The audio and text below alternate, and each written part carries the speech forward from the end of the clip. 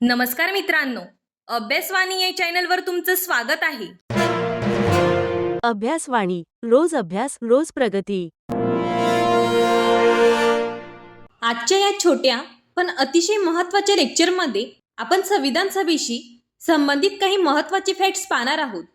हे मुद्दे छोटे आहेत, पण स्पर्धा परीक्षेच्या दृष्टीने खूप महत्त्वाचे आहेत.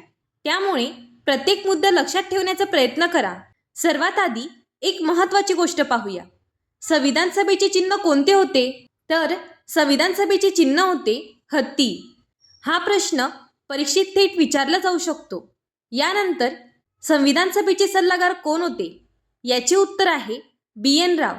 म्हणजेच बी.एन. राव हे संविधान सभेचे सल्लागार होते. आता पुढचा महत्त्वाचा प्रश्न, संविधान सभेचे सचिव कोण होते? याचे उत्तर आहे एच.व्ही.आर. अय्यंगार. म्हणून लक्षात ठेवा, सल्लागार बी.एन. राव आणि सचिव एच.व्ही.आर. अय्यंगार.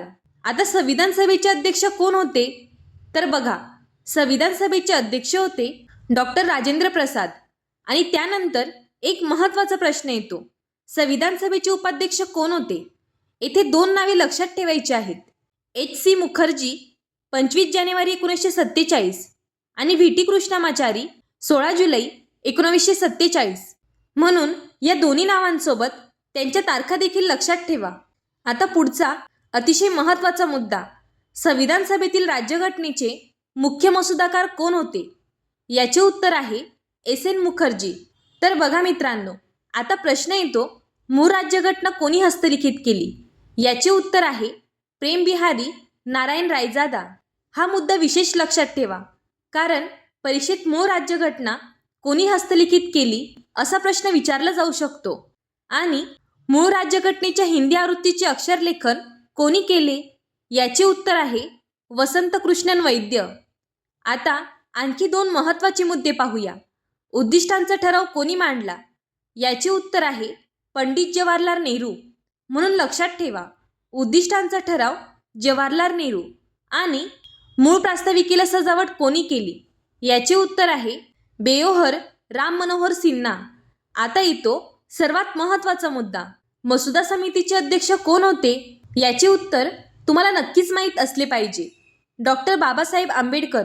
म्हणजे मसुदा समितीचे अध्यक्ष डॉक्टर बाबासाहेब आंबेडकर. हा प्रश्न स्पर्धा परीक्षांमध्ये अत्यंत महत्त्वाचा आहे. आणि शेवटी संविधानाला चित्ररूप सजावट कोणी केली?